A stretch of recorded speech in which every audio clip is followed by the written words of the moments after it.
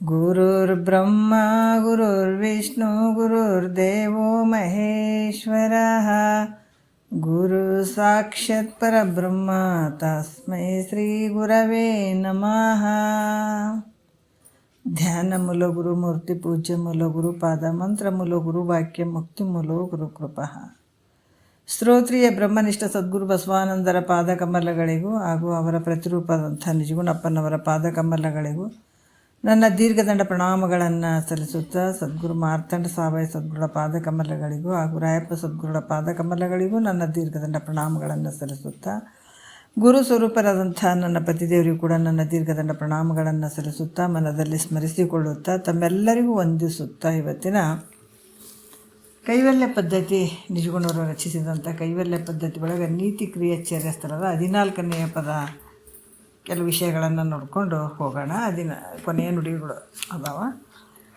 ಭಾಳಷ್ಟು ವಿಚಾರಗಳನ್ನು ಹೇಳ್ತಾರೆ. ಪ್ರಶ್ನೆ ಉತ್ತರ ಎರಡನ್ನು ಜೋಡಿಸಿದ್ದಾರೆ. ಅದರ ಉತ್ತರವನ್ನು ಯಾರು ತಿಳ್ಕೊಂಡು ಅದರ ಮರ್ಮವನ್ನು ಅರ್ಥಕೊಂಡು ನಡೀತಾರೋ ಅವ್ರಿಗೆ ಬಲ್ಲವರು ಅಂತ ಹೇಳಿದರು. ಅದಕ್ಕೆ ಏನು ಹೇಳಿದಾರ ನೋಡೋಣ. ಸಂಗತಮಾಗಿ ಜೋಡಿಸಿ ಪೇಳಿದ ಉತ್ತರದ ಇಂಗಿತವನ್ನು ಅರಿತು ನಡೆಯವನೇ ಬಲ್ಲವನು ಅಂತ ಹೇಳಿದರು.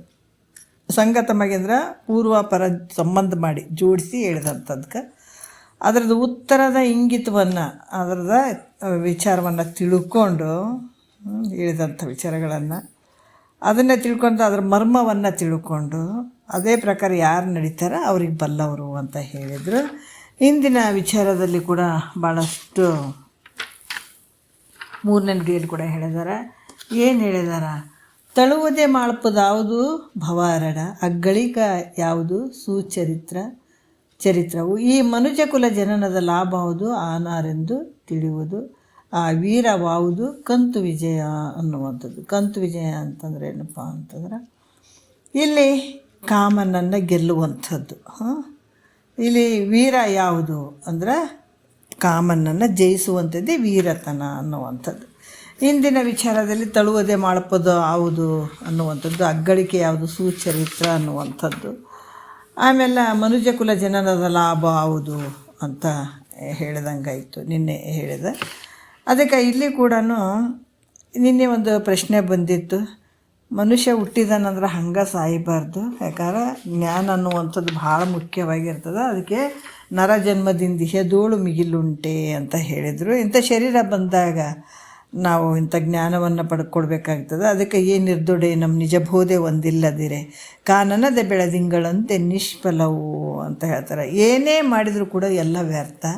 ಆದ್ದರಿಂದ ಅಂಥ ಒಂದು ಬ್ರಹ್ಮಜ್ಞಾನವನ್ನು ನಿನ್ನ ಸ್ವಸ್ವರೂಪದ ಜ್ಞಾನವನ್ನು ಪಡ್ಕೊಳ್ಬೇಕಾಗ್ತದೆ. ಇಲ್ಲಾಂದ್ರೆ ಅರಣ್ಯದಾಗ ಬೆಳೆದಂಥ ಗಿಡ ಮರಗಳಂಗೆ ಬೆಳೆದು ಹೋಗುವಂಥದ್ದು ಯೋಗ್ಯ ಅಲ್ಪ ಅಂತ ನಿನ್ನೆ ಕೂಡ ಹೇಳಿದರು. ಅದಕ್ಕೆ ಇಲ್ಲಿ ಕೂಡ ಕೆಲವು ವಿಚಾರಗಳನ್ನು ಹೇಳ್ತಾರೆ.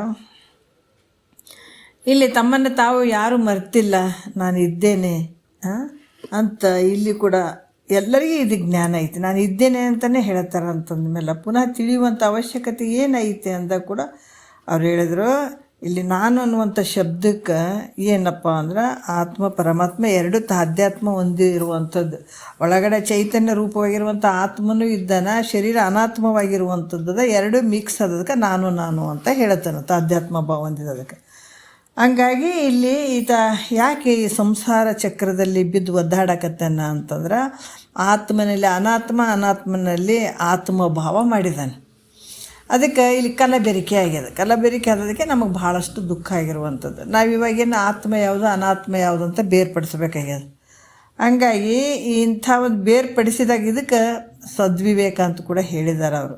ಅದಕ್ಕೆ ಇದನ್ನು ಯಾವಾಗ ನಾವು ಆತ್ಮ ಯಾವುದು ಅನಾತ್ಮ ಯಾವುದು ಅಂತ ನಾವು ತಿಳ್ಕೊಳಕ್ಕೆ ಹೋಗದೇ ಇದ್ದಾಗ ಏನಾಗ್ತದೆ, ಜಗತ್ತಿನೊಳಗೆ ನೀನು ಎಷ್ಟು ಮಾಡಿದರೂ ಕೂಡ ವ್ಯರ್ಥ. ಅದಕ್ಕೆ ತೋರದಯ್ಯೋ ಸುಖ ತೋರದಯ್ಯೋ, ಬೇರೆ ಬೇರೆ ಭಾವಿಸಿ ಬ್ರಹ್ಮ ಜ್ಞಾನ ಒಂದಿಲ್ಲದವಗೆ ತೋರದಯ್ಯೋ ಸುಖ ತೋರದಯ್ಯೋ ಅಂತ ಹೇಳ್ತಾರೆ ಅವರು. ಹಂಗಾಗಿ ಬೇಕಾದಷ್ಟು ಮಾಡಿದರೂ ಕೂಡ ಈ ಶರೀರ ಹೆಂಗದ ಅನಾತ್ಮವಾಗಿರುವಂಥದ್ದದ. ಹಂಗಾಗಿ ಇಲ್ಲಿ ನೀವೇನೇ ಮಾಡಿದರೂ ಕೂಡ ಇಲ್ಲಿ ಅನಾತ್ಮವಾಗಿರುವಂಥದ್ರಲ್ಲಿ ಆತ್ಮಭಾವ ಮಾಡಿದ್ದೆ ಆದರೆ ನಿನಗೆ ಯಾವ ಕಾಲಕ್ಕೂ ನಿನಗಂಥ ಆನಂದ ಆಗಂಗಿಲ್ಲ ಅಂತ ಹೇಳಿದರು ಅವರು. ಮತ್ತು ಇಲ್ಲಿ ಕೂಡ ಹೇಳ್ತಾರೆ ಬ್ರಹ್ಮಜ್ಞಾನವನ್ನು ಪಡ್ಕೊಳ್ಳುವಂಥದ್ದೇ ಮನುಜ ಕುಲದ ಲಾಭ ಅನ್ನುವಂಥದ್ದು. ಏನು ಹುಟ್ಟಿ ಬಂದದಕ್ಕೂ ಕೂಡ ಈಗ ನಾನು ಯಾರು ಇದ್ದೀನಿ ಅಂತ ತಿಳ್ಕೊಳ್ಳುವಂಥದ್ದೇ ಒಂದು ದೊಡ್ಡ ಲಾಭ ಅಂತ ಹೇಳಿದರು. ಈಗ ಮತ್ತು ಭಾಳಷ್ಟು ವಿಚಾರಗಳನ್ನು ಹೇಳ್ತಾರೆ ಅವರು. ಭಾಳಷ್ಟು ಯಾಕಂತಂದ್ರೆ ಈ ಮನುಷ್ಯ ಮುಪ್ಪಾವಸ್ಥೆಯಾಗಿ ಆಮೇಲೆ ಕೊನೆಗೆ ಈ ಶರೀರ ಬಿಟ್ಟು ಹೋದರೂ ಕೂಡ ಕೆಲವೊಂದು ಯಾಕಂತಂದ್ರೆ ಮತ್ತೊಂದು ಇನ್ನೊಂದು ಶರೀರಗಳು ಬರ್ತವೆ. ಯಾವಾಗ ನಾವು ಪುನರಪಿ ಜನನ ಪುನರಪಿ ಮರಣಂ ಅಂತಂದುಗಳನ್ನೇ ಯಾವ ರೀತಿ ಆಗ್ತದೆ, ಹಾಗಾಗಿ ಇಲ್ಲಿ ಕೂಡ ಯಾವಾಗಲೂ ಈ ಶರೀರ ಭಿನ್ನ ಆಗ್ತಾವೆ. ಉಪಾಧಿಯಿಂದ ಶರೀರಗಳು ನಮ್ಮ ಪಾಪ ಪುಣ್ಯಕ್ಕನುಸಾರವಾಗಿ ಭಿನ್ನ ಆಗಿ ನಮ್ಮ ಶರೀರಗಳು ಸಿಗ್ತಾವೆ. ಆದರೆ ಈ ಶರೀರದಲ್ಲಿ ಬೇರೆ ಅದನ್ನು, ಮುಂದಿನ ಶರೀರದಲ್ಲಿ ಬೇರೆ ಅದರ. ಈಗ ನಾವು ಹುಟ್ಟಿನಿಂದ ಸಾಯೋವರೆಗೂ ಭಾಳಷ್ಟು ಬಟ್ಟೆಗಳನ್ನು ಬದಲಾವಣೆ ಮಾಡ್ಕೊಂಡಿರ್ತೀವಿ. ಆ ಬದಲಾವಣೆ ಮಾಡ್ಕೊಂಡಾಗ ನಾವೇನು ಹೇಳ್ತೀವಿ, ಆದ್ರೆ ಆವಾಗ ಚಿಕ್ಕವ್ರಿರ್ಬೇಕಾದಾಗೂ ಇವೇ ಬಟ್ಟೆಗಳು ಹಾಕ್ಕೊಂಡಿದ್ದೀವಿ ಅಂದರೂ ಕೂಡ ಅಲ್ಲಿರೋರನ್ನು ನಾವೇ, ವಯಸ್ಸಾದ್ಮೇಲೆ ಇರೋರಂತೂ ನಾವೇ, ಮತ್ತು ಮುಪ್ಪಾವಸ್ಥೆಯಲ್ಲಿರುವಂಥ ನಾನೇ. ಹಾಗಾಗಿ ಶರೀರ ಯಾಕಂತಾರೆ ಬಟ್ಟೆಗಳು ಬದಲಾವಣೆ ಆಗಿರ್ಬೋದು, ಉಪಾಧಿಗಳಾಗಿರುವಂಥ ಬಟ್ಟೆಗಳು ಬದಲಾವಣೆ ಆಗಿರ್ಬೋದು. ಆದರೆ ನೀನು ಮಾತ್ರ ಬಾಲ್ಯದಲ್ಲೂ ಇದೆ, ಯೌವನದಲ್ಲೂ ಇದೆ, ಮುಪ್ಪಿನಲ್ಲಿದೆ. ಅದ್ರಾಗ ಎಷ್ಟೇ ಶರೀರಗಳು ಬಂದರೂ ಕೂಡ ನೀನು ಆತ್ಮ ಸ್ವರೂಪ, ಆ ಚೈತನ್ಯ ಸ್ವರೂಪ ಒಂದೇ ಆಗಿರುವಂಥದ್ದು.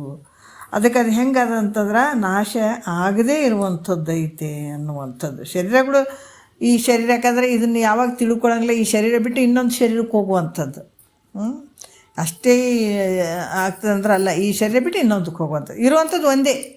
ಅದಕ್ಕೆ ಮೊದಲ ಜನ್ಮದ ದೇಹ, ಈ ದೇಹವಿನ್ನು ಮುಂದೊದಗುವ ದೇಹವೇ ಬೇರೆ ಬೇರೆ. ಪುದಿದು ನೀನೋರ್ವನವರೊಳಗಲ್ಲದೆ ಕರ್ಮದುದಯದಿಂದ ದೇಹಿಯಾಗಿ ಹೋದರಿಂದ. ಆ ಜನ್ಮದಾಗೂ ನೀನೇ ಇದ್ದಿ, ಈ ಜನ್ಮದಾಗ ನೀನೇ ಇರ್ತೀವಿ, ಮುಂದಿನ ಜನ್ಮಕ್ಕೂ ನೀನೇ ಇರ್ತೀವಿ. ಶರೀರಗಳು ಭಿನ್ನ ಆಗಿರ್ತವೆ.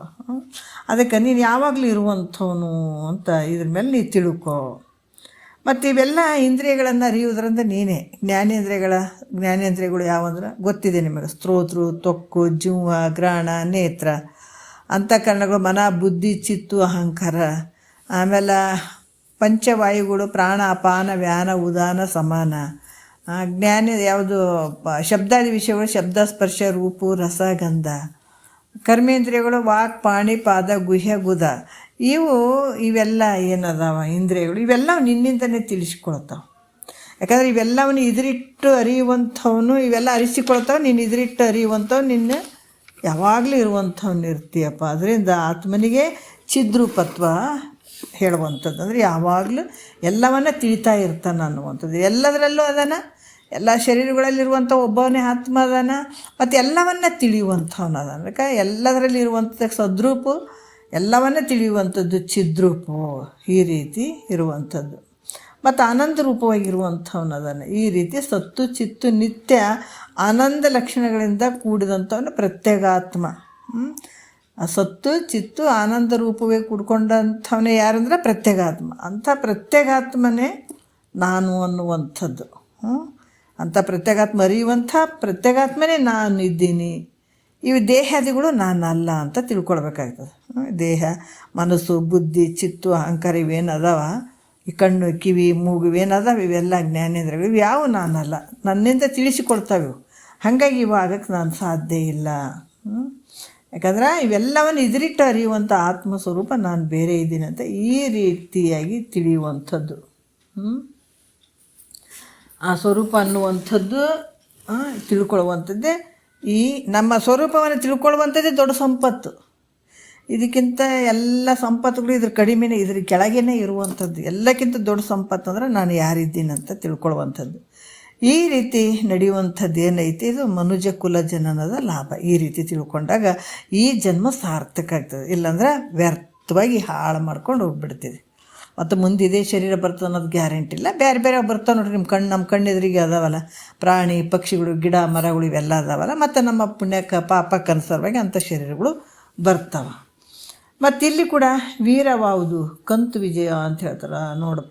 ಅದಕ್ಕೆ ಹೇಳ್ತಾರೆ ನೋಡ, ಈ ಶೂರತನ ಅನ್ನುವಂಥದ್ದು ಯಾವುದಪ್ಪ, ಶೂರನಾದಂಥವನು ರಣಭೂಮಿಯಲ್ಲಿ ಧುಮುಕಿ ಭಾಳಷ್ಟು ದೊಡ್ಡ ದೊಡ್ಡ ಯುದ್ಧದಲ್ಲಿ ಹೋಗಿ ಪ್ರಾಣದ ಭಯ ಇರೋಂಗಿಲ್ಲ ಅವರಿಗೆ. ಪ್ರಾಣದ ಭಯ ಇಲ್ಲದೇ ಭಾಳಷ್ಟು ರೀತಿಯಿಂದ ವೈರಿಗಳ ಜೊತೆ ಗುದ್ದಾಡ್ತಾರೆ, ಯುದ್ಧ ಮಾಡ್ತಾರೆ ಅವರು. ಯುದ್ಧ ಮಾಡಿ ಗೆದ್ದವ್ರಿಗೆ ಎಂಥ ಪರಾಕ್ರಮಿಗಳಪ್ಪ ಅಂತ ಹೇಳ್ತೀವಿ. ಹೌದಾ? ಎಷ್ಟೋ ಅಲೆಕ್ಸಾಂಡರ್ ಭಾಳಷ್ಟು ದೇಶಗಳನ್ನು ಗೆದ್ದ. ಗೆದ್ದು ಹೋಗ್ಬೇಕಾದಾಗ ಒಬ್ಬ ಋಷಿ ಕಂಡ, ಅದನ್ನು ಏಟು ಮಾಡಿದ್ರು ಕೂಡ ಏನಾಯಿತು, ನಿನ್ನ ಆಯುಷ್ಯ ಕಡಿಮೆ ಅದ, ಇಷ್ಟೆಲ್ಲ ಗಳಿಸಿದ್ದು ತಿನ್ನೋಕೆ ಆಯುಷ್ಯನೇ ನಿನಗಿಲ್ಲ, ಆದರೆ ಏನು ಗಳಿಸ್ಬೇಕನ್ನುವಂಥದ್ದೇ ನೀನು ಗಳಿಸ್ಕೊಳ್ಳಿಲ್ಲ ಅಂತ ಹೇಳಿದ್ರಂತ ಗುರುಗಳು. ಹಾಗಾಗಿ ಎಷ್ಟು ಗಳಿಸಿದ್ರು ಏನು, ಅದಕ್ಕೆ ಎಲ್ಲ ಜಗತ್ತನ್ನು ಗೆದ್ದುಕೊಂಡು, ಅದಕ್ಕೆ ಹೇಳ್ತಾರೆ ಚಂಡ ಪ್ರತಾಪದಿಂದ ಹರಿಗಳನ್ನು ಜಯಿಸಿ ಭೂಮಂಡಲವೆಲ್ಲವನ್ನು ಓರ್ವನೇ ಆಳುತ್ತಿರ್ತು. ಪಿಂಡದೊಳಗಿರ್ಪ ಜೀವ ಆತ್ಮರನ್ನು ಅರಿದರೆ ಮಲೆಯೊಳಗಿರ್ದ ಹಾಲಿನಂಥವ್ದು ಅಂತ ಕೂಡ ಯಾರು ಸರ್ಪಭೂಷಣರು ಹೇಳ್ತಾರೆ. ಭಾಳಷ್ಟು ಅದ್ಭುತವಾಗಿ ಹೇಳ್ತಾರೆ. ನಾವೊಂದು 4-5 ದೇಶಗಳನ್ನು ಗೆದ್ದುಕೊಂಡು ಬಂದಿದ್ದಾನಂತಂದ್ರೆ ಅದಕ್ಕೆ ನಾವೇನು ಹೇಳ್ತೀವಿ, ಶೂರ. ವೈರಿಗಳನ್ನು ಗೆದ್ದುಕೊಂಡು ಬಂದಾನೆ ಶೂರ. ಇಂಥವ್ರು ಪರಾಕ್ರಮಶಾಲಿಗಳು ಅಂತ ಹೇಳ್ತೀವಿ, ಇಳಿಸ್ಕೊಡ್ತಾರೆ ಅವರು. ಆದರೂ ಮಹಾತ್ಮರು ಒಪ್ಪುತ್ತಾರನ್ನ ಇದಕ್ಕೆ. ಮಹಾತ್ಮರ ದೃಷ್ಟಿಯಿಂದ ಇವರು ಪರಾಕ್ರಮಶಾಲಿಗಳು ಅಲ್ಲ, ಪರಾಕ್ರಮಿಯಾದಂಥ ಶೂರರು ಅಲ್ಲ ಇವರು. ನಿಜವಾದ ಪರಾಕ್ರಮಿಗಳು ಯಾರು ಅಂದ್ರೆ ನೋಡ್ರಿ, ನಿಜವಾದ ಪರಾಕ್ರಮಿಗಳು ಯಾರು ಅಂದ್ರೆ ಕಾಮನನ್ನು ಯಾರು ಜಯಿಸ್ತಾರೋ ಅವರು ನಿಜವಾದ ಶೂರರು, ಪರಾಕ್ರಮಿಗಳು ಅಂತ ಹೇಳ್ತಾರೆ. ಹಂಗೆ ಯಾರು ಮನ್ಮಥನನ್ನು ಯಾರು ಜಯಿಸ್ತಾರೋ ಮತ್ತು ಈ ಕಾಮನನ್ನು ಯಾರು ಗೆಲ್ಲುತ್ತಾರೋ ಅವರು ನಿಜವಾದ ಪರಾಕ್ರಮಿಗಳು. ಯಾಕಂದ್ರೆ ಈ ಮನ್ಮಥ ಏನು ಮಾಡಿದಾನ, ಮನ್ಮಥ ಅಂದರೆ ಕಾಮ. ಕಾಮ ಅಂದರೆ ನಾವೇನೇನು ಬಯಸ್ತೀವಿ ಎಲ್ಲ ವಸ್ತುಗಳು. ಅದಕ್ಕೆ ಮನ್ಮಥ ಬ್ರಹ್ಮನನ್ನು ಮೊದಲು ಮಾಡಿಕೊಂಡು ನೋಡ್ರಿ ಇರುವೆಯ ಪರ್ಯಂತರ ಪ್ರತಿಯೊಬ್ಬರನ್ನ ಗೆದ್ದಾನತ್ತ. ಪ್ರತಿಯೊಬ್ಬರಿಗೆ ಈತ ಕಾಡ್ತಾನ, ಪ್ರತಿಯೊಬ್ಬರಲ್ಲೇ ಅದಾನ, ಪ್ರತಿಯೊಬ್ಬರನ್ನ ಜಯಿಸಿದಾನ, ಪ್ರತಿಯೊಬ್ಬರನ್ನ ತನ್ನ ಮುಷ್ಟಿಯಲ್ಲಿ ಇಟ್ಕೊಂಡಿದ್ದಾನೆ. ಈ ಕಾಮ ಅನ್ನುವಂಥವ್ನು ಹೆಂಗದಾನಂತಂದರೆ ಎಲ್ಲ ಪ್ರತಿಯೊಬ್ಬರನ್ನ ಮುಷ್ಟಿ ಒಳಗೆ ಇಟ್ಕೊಂಡಿದ್ದಾನೆ ಈತ ಕಾಮ ಅನ್ನುವಂಥವನು. ಅದಕ್ಕೆ ಮಹಾತ್ಮರು ಹೇಳ್ತಾರ ಪ್ರತಿಯೊಬ್ಬರನ್ನ, ಯಾಕಂದ್ರೆ ಇವನು ಯಾರನ್ನ ಬಿಟ್ಟಿಲ್ಲಿತ. ಇಂಥ ವೀರನನ್ನು, ಇಂಥ ವೀರ ನೋಡ್ರಿರತ್ತ, ಕಾಮ ಅನ್ನೋ ದೊಡ್ಡ ವೀರ ಆತ. ಅಂಥ ವೀರನನ್ನು ಯಾರು ಜಯಿಸ್ತಾರ ಅವರು ನಿಜವಾದ ವೀರರು ಅಂತ ಹೇಳ್ತಾರೆ. ಆ ದೊಡ್ಡ ಹೀರೋ ಯಾರು, ಶೂರ ಯಾರು, ಕಾಮ. ಅಂಥ ಮನ್ಮಥನನ್ನು, ಅಂಥ ಕಾಮನನ್ನು ಯಾರು ಜಯಿಸ್ತಾರ ಅವರು ನಿಜವಾದ ಶೂರರು ಅಂತ ಹೇಳ್ತಾರೆ. ಮತ್ತು ವೀರನಾದ ಕಾಮನನ್ನು ಹೆಂಗೆ ಗೆದಿಬೇಕ್ರಿ ಪ್ರಶ್ನೆ. ಹೌದು, ಕಾಮ ಅಂದಾಗ ನಾವು ಅಪೇಕ್ಷೆ ಅನ್ನುವಂಥದ್ದು ನೋಡ್ರಿ ತಿಳ್ಕೊಬೇಕು, ಯಾವ ವಸ್ತುಗಳನ್ನ ಅಪೇಕ್ಷೆ ಮಾಡುವಂಥದ್ದು. ಮತ್ತು ಇಷ್ಟು ವೀರ ಅದನ್ನೆಲ್ಲ ಈ ವೀರನಾದಂಥ ಕಾಮನನ್ನು ನಾವೇ ಹೆಂಗೆ ಗೆಲ್ಲಬೇಕ್ರಿ ಅಂದ್ರೆ ಇಲ್ಲಿ ಕೂಡ ಹೇಳ್ತಾರೆ ಮೊದಲು. ಅದಕ್ಕೆ ಮಹಾತ್ಮರು ಎಲ್ಲಿಂದ ನಮಗೆ ದುಃಖ ಬಂತು, ಎಲ್ಲಿಂದ ನಾವು ದಾರಿ ತಪ್ಪಿದ್ವಿ ಅಂತ ಮೊದಲು ಕಂಡುಕೊಂಡ್ರು ಅವರು. ಮಹಾತ್ಮರು ಮಾಡಿದ್ದೇ ಈ ಕೆಲಸ. ನಾವು ಎಲ್ಲಿ ದಾರಿ ತಪ್ಪಿದ್ವಿ, ಮೂಲ ಎಲ್ಲಿ ನಾವು ನಮಗೆ ದುಃಖ ತಂದು ಕೊಟ್ಟಂಥದ್ದು ಯಾವುದು ಅನ್ನುವಂಥದ್ದು ಮೂಲ ಕಂಡುಕೊಂಡ್ರು. ಅದಕ್ಕೆ ಇಲ್ಲಿ ಕೂಡ ಹೇಳ್ತಾರೆ ಕಾಮನನ್ನೇ ಗೆಲ್ಲುವಂಥದ್ದು ಹೆಂಗೆ ಗೆದಿಬೇಕು ಅಂತಂದ್ರೆ ಕಾಮನು ಎಲ್ಲಿ ಉತ್ಪತ್ತಿ ಆಗ್ತಾನೆ ಅನ್ನುವಂಥದ್ದನ್ನು ಮೊದಲು ನಾವು ಕಂಡುಹಿಡಿಬೇಕು. ಕಾಮ ಎಲ್ಲಿ ಉತ್ಪತ್ತಿ ಆಗ್ತಾನೆ ನೋಡ್ರಿ, ಆತ ಎಲ್ಲಿ ಯಾಕಂತಂದ್ರೆ ಆತ ನಂತರ ಆತನನ್ನು ನಾವು ಜಯಿಸ್ಬೇಕು. ಎಲ್ಲಿ ಉತ್ಪತ್ತಿ ಆಗ್ತಾನೆ ಅನ್ನುವಂಥ ತಿಳ್ಕೊಳ್ಬೇಕು, ಮತ್ತು ಅದೇ ಪ್ರಕಾರ ನಾವು ಜಯಿಸಬೇಕು. ಆತ ಮೊದಲು ಎಲ್ಲಿ ಉತ್ಪನ್ನ ಆಗ್ತಾನಪ್ಪ ಕಾಮ ಗೊತ್ತದ? ಕಾಮ ಎಲ್ಲಿ ಉತ್ಪನ್ನ ಆಗ್ತಂದ್ರೆ ಮನಸ್ಸಿನಲ್ಲಿ. ಯಾಕಂದರೆ ಮೊದಲೇ ಹೇಳಿದಾರೆ, ಪರಮಾತ್ಮ ಕೂಡ ಹೇಳಿದಾನ. ಯಾವ ರೀತಿ ಅಂದ್ರೆ ಮನ್ಮಥನ ಹೆಂಡತಿ ಕೇಳ್ಕೊಂಡಾಗ ನಿನ್ನ ಗಂಡ ಎಲ್ಲರ ಮನಸ್ಸಿನಲ್ಲಿ ಇರ್ತಾನಂತ ಹೇಳಿಬಿಟ್ಟಿದ್ದಾನಂತ. ಹಾಗಾಗಿ ಈ ಮನಸ್ಸಿನಲ್ಲೇ ಕಾಮ ಉತ್ಪತ್ತಿ ಆಗಿರುವಂಥದ್ದು. ಮನುಷ್ಯನು ಮನಸ್ಸಿನಲ್ಲಿ ಈ ವಿಷಯಗಳ ಚಿಂತನೆ ಮಾಡೋದರಿಂದ ಅಲ್ಲಿ ಕಾಮ ಉತ್ಪತ್ತಿ ಆಗ್ತಾನೆ. ವಿಷಯಗಳ ಚಿಂತನೆ ಮಾಡ್ತಾನೆ, ಅದು ಬೇಕು ಇದು ಬೇಕಂತ ಅಪೇಕ್ಷೆ ಪಡ್ತಾನಲ್ಲ, ಅಲ್ಲಿ ಆ ಕಾಮ ಉತ್ಪತ್ತಿ ಆಗ್ತಾನೆ. ಅದಕ್ಕೆ ಮನುಷ್ಯ ವಿಷಯಗಳ ಚಿಂತನೆ ಮಾಡೋದ್ರಿಂದ ತನ್ನ ಮನಸ್ಸಿಗೆ ವಿಷಯಗಳ ಒಂದು ಸಂಘ ಆಗ್ತದೆ. ಯಾವಾಗ ಅಂತಂದ್ರೆ ಈ ಮನುಷ್ಯ ವಿಷಯಗಳ ಚಿಂತನೆ ಮಾಡೋಕ್ಕೆ ಶುರು ಮಾಡ್ತಾನಲ್ಲ, ಮಾಡಿದಾಗ ಅಂಥತನ ಮನಸ್ಸಿಗೆ ವಿಷಯಗಳ ಒಂದು ಸಂಘ ಆಗ್ತದೆ. ಅಂದರೆ ಫ್ರೆಂಡ್ ಸಂಘ ಗೆಳೆತನ ಆಗ್ತದೆ. ಯಾವಾಗ ಅದು ಗೆಳೆತನ ಆಯಿತು, ಆ ಸಂಘ ಆಯಿತು ಅಂತಂದಾಗ ಅವನ್ನ ಪ್ರಾಪ್ತಿ ಮಾಡಿಕೊಡ್ಬೇಕು ಅನ್ನುವಂಥ ಅಲ್ಲಿ ಕಾಮ ಉತ್ಪತ್ತಿ ಆಗ್ತದೆ. ಯಾವಾಗ ವಸ್ತುಗಳನ್ನು ನೋಡಿತು ಅದನ್ನು ಬಯಸೋಕ್ಕೆ ಶುರು ಆಯ್ತು ಅಂದ್ರೆ ಅಲ್ಲೇ ಮನಸ್ಸಿನಲ್ಲಿ ಕಾಮ ಉತ್ಪತ್ತಿ ಆಗ್ತಾನೆ. ಅವನು ಹೆಂಗಾದ್ರೂ ಮಾಡಿ ಪ್ರಾಪ್ತಿ ಮಾಡ್ಕೊಳ್ಬೇಕು ಅನ್ನುವಂಥ ಭಾವ ಅಲ್ಲಿ ಬರ್ತದೆ. ಉತ್ಪತ್ತಿಯಾದಂಥ ಇಚ್ಛೆಗೆ ಅನುಸಾರವಾಗಿ ಈಗ ಅದಕ್ಕೆ ಬೇಕಾಗಿರ್ತದೆ ವಿಷಯಗಳನ್ನು ನೋಡಿದಾನೆ, ಅದನ್ನ ಮನಸ್ಸಿನಾಗ ಕಾಮ ಉತ್ಪತ್ತಿ ಆದ, ಅದನ್ನು ನಾನು ಪಡ್ಕೊಳ್ಬೇಕಂತ ಆಸೆ ಬಂತು, ಅದು ನಮಗೆ ಸಿಗಲಿಲ್ಲ. ಇಂಥದನ್ನು ನಾವು ತೊಗೊಳ್ಬೇಕಂತ ಆಸೆ ಬಂತು, ಅದು ನಮಗೆ ಸಿಗಲಿಲ್ಲ ಅಂತಂದ್ರೆ ಅವಾಗ ಏನು ಉತ್ಪತ್ತಿ ಆಯಿತು? ಕ್ರೋಧ ಉತ್ಪತ್ತಿ ಆಯಿತು. ಯಾವಾಗ ಅಪೇಕ್ಷೆ ಮಾಡಿದ ವಸ್ತು ನಮಗೆ ಸಿಗದೇ ಇದ್ದಾಗ ಅವಾಗ ಏನಾಯಿತು? ಕ್ರೋಧ ಉತ್ಪತ್ತಿ ಅನ್ನುವಂಥದ್ದು ಆಯಿತು. ಯಾಕಂತಂದ್ರೆ ಈ ರೀತಿ ಉತ್ಪತ್ತಿ ಆಗ್ತಕ್ಕಂಥ ಕಾಮನು ನಷ್ಟ ಆಗಬೇಕಾದ್ರೆ ಏನು ಉತ್ಪತ್ತಿಯಾಗಿದ್ದಾನಲ್ಲ ಈ ಕಾಮ ನಷ್ಟ ಆಗ್ಬೇಕಾದ್ರೆ ವಿಷಯಗಳ ಚಿಂತನೆ ಬಿಡಬೇಕು. ಅದ್ರಾಗ ಸುಖ ಐತೇನು, ಇದ್ರಾಗ ಸುಖ ಐತೇನೋ, ಅದು ಮಾಡಿದರೆ ಚಲೋ, ಇದು ಮಾಡಿದರೆ ಚಲೋ, ಮೊದಲು ಇವನ್ನ ಬಿಟ್ಟುಬಿಡ್ಬೇಕು. ಯಾಕಂದರೆ ವಿಷಯಗಳ ಚಿಂತನೆ ಮಾಡಬೇಕಾದ್ರೂ ಕೂಡ ಮನಸ್ಸಿನ ಸಂಕಲ್ಪ ತ್ಯಾಗ ಮಾಡಬೇಕು. ನಾ ಹಿಂಗೆ ಮಾಡಬೇಕು, ಹಂಗೆ ಹೋಗ್ಬೇಕು, ಎಂಥದ್ರಿ ಇದು? ಭಾಳಷ್ಟು ಅದನ್ನು ಪಡ್ಕೊಳ್ಬೇಕು ಅನ್ನುವಂಥದ್ದು ಏನು ಮನಸ್ಸಿನಾಗ ಸಂಕಲ್ಪ ಮಾಡ್ಕೊಳ್ತೀವಲ್ಲ ಅದನ್ನು ಬಿಡು ಮೊದಲು. ಅದರಿಂದನೇ ನಿನಗೆ ಇದೇ ಮೂಲ ದುಃಖ ಯಾವುದರಿಂದಾಗಿ ಅಂದರೆ ಇವೇ ದುಃಖದ ಮೂಲಗಳು ಇವೆಲ್ಲ. ಮಹಾತ್ಮರು ಇಲ್ಲಿ ಕಂಡುಕೊಂಡ್ರಿ, ಇಲ್ಲಿನೇ ಬಿಟ್ಕೊಂಡ್ರಿ, ಇಲ್ಲೇ ಬಿಟ್ಕೊಂಡ್ಬಿಟ್ರು ಅವರು. ಮೇಲ್ಮೇಲೆ ಹೋಗಿ ಬಿಟ್ಕೊಳ್ಳಿಲ್ಲ ಅವರು. ಮೊದಲು ತಳ ಎಲ್ಲಿ ಕಾಮ ಎಲ್ಲಿ ಇದರಿಂದನೇ ನಮಗೆ ಇಷ್ಟು ಜನ್ಮಗಳು ಬಂದವು, ಇದರಿಂದನೇ ಇಷ್ಟು ಕಷ್ಟಗಳು ಶುರುವಾಗ್ಯಾವ ನಮಗೆ. ಅದಕ್ಕೆ ಮೂಲವನ್ನು ಕಂಡುಹಿಡಿದ್ರು. ಅದಕ್ಕೆ ಕಾಮ ಕ್ರೋಧ ಇವುಗಳು ತಮ್ಮ ಇಚ್ಛೆ ಅನುಸಾರವಾಗಿ ಏನು ಉತ್ಪತ್ತಿ ಆಗ್ತಾವಲ್ಲ ಆವಾಗ ಏನಾಗ್ತದೆ ಅಂದರೆ ವಿಷಯಗಳ ಚಿಂತನೆಯನ್ನು ಬಿಟ್ಟುಬಿಡ್ಬೇಕು, ತ್ಯಾಗ ಮಾಡಿಬಿಡ್ಬೇಕು. ಯಾಕಂದರೆ ವಿಷಯಗಳ ಚಿಂತನೆ ಹೋಗಬೇಕಾದ್ರೂ ಕೂಡ ಮನಸ್ಸಿನ ಸಂಕಲ್ಪ ತ್ಯಾಗ ಮಾಡಬೇಕು. ಮನಸ್ಸಿನಾಗ ಸಂಕಲ್ಪ ಇದೇ ಮಾಡ್ಕೊತೀನಿ, ತೊಗೊಳ್ತೀನಿ, ಪ್ರಾಪ್ತಿ ಮಾಡ್ಕೊಳ್ತೀನಿ ಅನ್ನುವಂಥ ಈ ಸಂಕಲ್ಪ ಏನಿರ್ತದೆ ಇವನ್ನು ತ್ಯಾಗ ಮಾಡಬೇಕು. ಅದಕ್ಕೆ ಇಲ್ಲಿ ಕೂಡ ಈ ತ್ಯಾಗ ಸುಮ್ಮನೆ ಹೋಗ್ಬಿಡ್ತದನ್ರಿ ಇದು. ಈ ಮನಸ್ಸು ಸುಮ್ಮನೆ ಭಾಳಷ್ಟು ಏಕಾಗ್ರತೆಯಿಂದಿರೋದು, ಈ ಮನಸ್ಸಿಗೆ ವಿಷಯಗಳ ಒಂದು ಚಿಂತನೆ ಏನಿರ್ತದೆ ಅದು ಬಿಡಿಸುವಂಥದ್ದು ಇದು ಸುಮ್ಮನೆ ಆಗ್ತದ್ರೆ ಇದು ಗುರುವಾಕ್ಯದಿಂದನೇ ವಿಷಯಗಳ ಒಂದು ಚಿಂತೆಯನ್ನು ಬಿಡಬೇಕಾಗ್ತದಲ್ಲಿ. ಅದನ್ನು ಪಡ್ಕೊಳ್ಬೇಕನ್ನುವಂಥ ಭಾವ ಬಿಟ್ಕೊಳ್ಬೇಕಾಗ್ತದೆ. ಈ ಸಂಕಲ್ಪಗಳು ಇದನ್ನು ಮಾಡ್ತೀನಿ, ತೊಗೋತೀನಿ ಅಂತ ಅನ್ನುವಂಥದ್ದು ವಿಷಯಗಳ ಒಂದು ಆಸೆ ಇಟ್ಕೊಂಡು ಆ ಸಂಕಲ್ಪ ಮಾಡ್ಕೊಂಡು ಏನು ಮಾಡ್ತಾನೆ ಇದನ್ನು ತ್ಯಾಗ ಮಾಡಬೇಕು. ಇದು ತ್ಯಾಗ ಮಾಡಬೇಕಾದ್ರೆ ಸಂಕಲ್ಪಗಳಿಗೆ ಸಾಕ್ಷಿ ಆದಂಥವ್ನು ಯಾರು? ನೀ ಏನೇ ಮಾಡು ನಿನಗೆ ಸಾಕ್ಷಿ ಆದಂಥವ್ನು ಯಾರು? ಪ್ರತ್ಯೇಗಾತ್ಮ.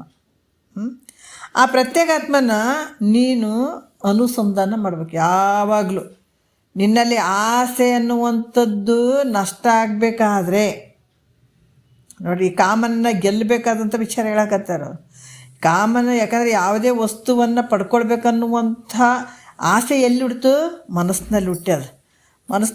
ಇಂಥ ವಸ್ತುವನ್ನು ತೊಗೊಳ್ಬೇಕಪ್ಪ ಅನ್ನುವಂಥ ಸಂಕಲ್ಪ ನೀನು ಮನಸ್ಸಿನಲ್ಲಿ ಮಾಡ್ಕೊಂಡಿದೆ.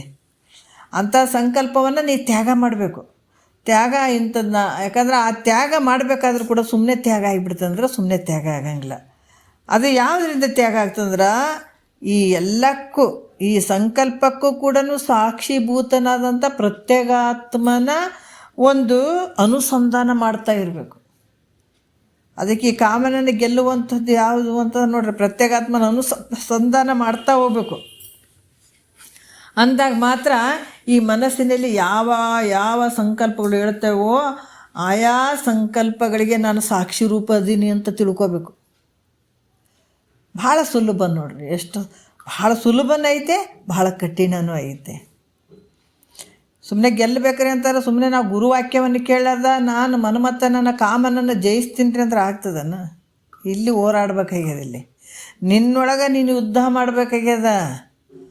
ಅದಕ್ಕೆ ಮಹಾತ್ಮರು ಹೇಳ್ತಾರ, ಈ ಪ್ರತ್ಯೇಗಾತ್ಮನ ಪರಮಾತ್ಮನ ಅನುಸಂಧಾನ ಎಲ್ಲಕ್ಕೂ ಸಾಕ್ಷಿ ರೂಪವಾಗಿ ನಾನು ಇದ್ದೀನಿ. ನನ್ನ ಮನಸ್ಸು ಹಿಂಗೆ ಕೇಳಕತ್ತದ, ಒಂದು ಕೈ ನೋಡ್ಕೊಂಡು ಬಿಡ್ತೀನಿ ಅನ್ಬೇಕು.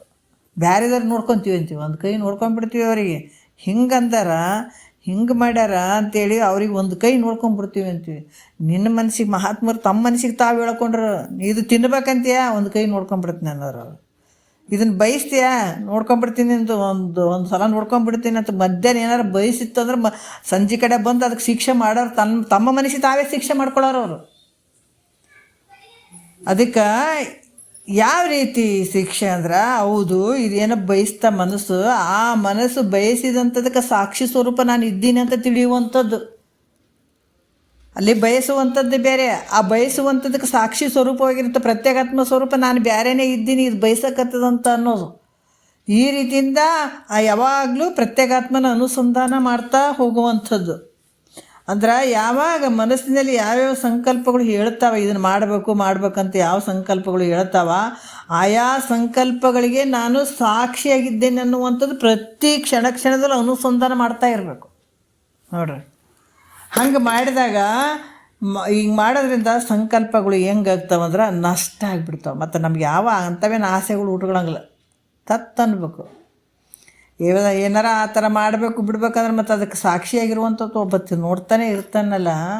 ಯಾವಾಗ ಪ್ರತ್ಯೇಕಾತ್ಮ ಸ್ವರೂಪ ನಾ ಸಾಕ್ಷಿ ಸ್ವರೂಪ ಅದೀನಿ ಇದು ಕೇಳುವಂಥದ್ದು ಮಿಥ್ಯೆ ಐತೆ ಅದು ಹಂಗೆ ಕೇಳಕತ್ತದ ಕೇಳ್ದಂಗೆ ನಾವೇನು ಕೊಡಬಾರ್ದು ಅದಕ್ಕೆ ನಾನು ಇದನ್ನು ತಿಳ್ಕೊಳಕತ್ತೀನಿ ತಿಳಿಸಿಕೊಳ್ಳುವಂಥದ್ದು ಇದು ಮಿಥ್ಯೆ ಅದ ಅದಕ್ಕೆ ನಾನು ಸಾಕ್ಷಿ ಸ್ವರೂಪ ಇದೀನಿ ಅಂತನ್ನುವಂಥ ಯಾವಾಗ ಅನುಸಂಧಾನ ಮಾಡ್ತಾ ಹೋಗ್ತಿದ್ದೀನಿ ನಿನ್ನಲ್ಲಿ ಎಲ್ಲ ಸಂಕಲ್ಪಗಳು ನಷ್ಟ ಆಗಿ ಹೋಗ್ಬಿಡ್ತಾವೆ.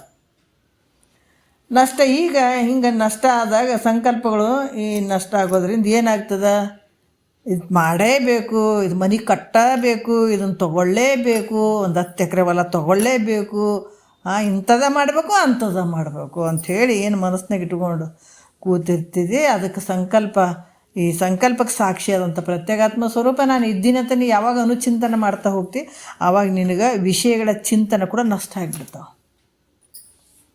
ಏನಾಗ್ತದ ವಿಷಯಗಳ ಏನಾಗ್ತದೆ ಚಿಂತನೆಗಳು ಕೂಡ ನಷ್ಟ ಆಗಿಬಿಡ್ತಾವೆ.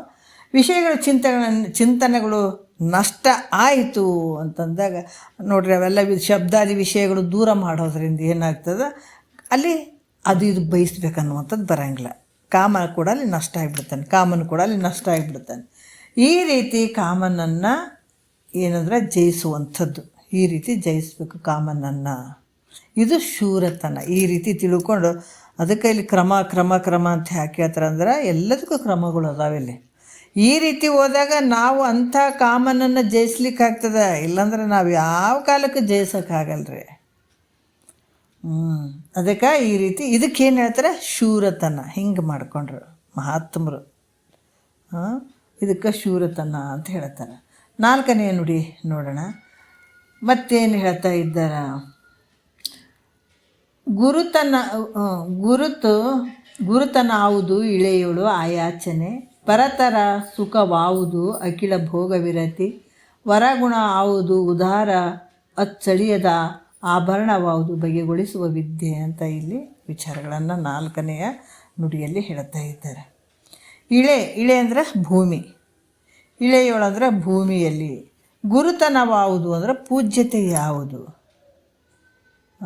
ಭಾಳಷ್ಟು ವಿಚಾರಗಳನ್ನು ಹೇಳ್ತಾರೆ. ಆಯಾಚನೆ ಅಂದರೆ ಬೇಡದೇ ಇರುವಂಥದ್ದು, ಯಾಚನೆ ಬೇಡುವಂಥದ್ದು, ಆಯಾಚನೆ ಅಂದರೆ ಬೇಡದೇ ಇರುವಂಥದ್ದು.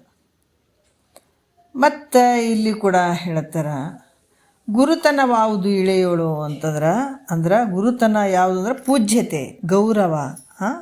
ಈ ಪೂಜ್ಯತೆ ನಮಗೆ ಬರಬೇಕಾದಾಗ ಅಥವಾ ಅಂಥ ಗೌರವ ಆಗಬೇಕಾಗಿತ್ತು ಅಂತಂದಾಗ ಈ ಯಾವುದು ಅಂದರೆ ಈ ಭೂಮಿ ಒಳಗೆ ಬೇಡದೇ ಇರುವಂಥದ್ದು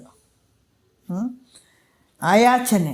ಜಗತ್ತಿನಲ್ಲಿ ಮನುಷ್ಯ ತನಗೆ ಬೇಕು ಅದು ಬೇಕು ಇದು ಬೇಕು ಅಂತ ಬೇಡೋದ್ರಿಂದನೇ ಅತೀ ಕನಿಷ್ಠ ಆಗಿಬಿಡ್ತಾನೆ, ಕೀಳಾಗಿಬಿಡ್ತಾನೆ. ಅದಕ್ಕೆ ಭಾಳಷ್ಟು ಸಣ್ಣವನಾಗಿಬಿಡ್ತಾನಂತ ಕೇಳೋದಕ್ಕಾಗಿ. ಯಾವಾಗ ಬೇಕು ಅನ್ನುವಂಥದ್ದನ್ನು ಬಿಡ್ತಾನ ಅದು ದೊಡ್ಡವಾಗಿಬಿಡ್ತಾನೆ ನೋಡ್ರಿ.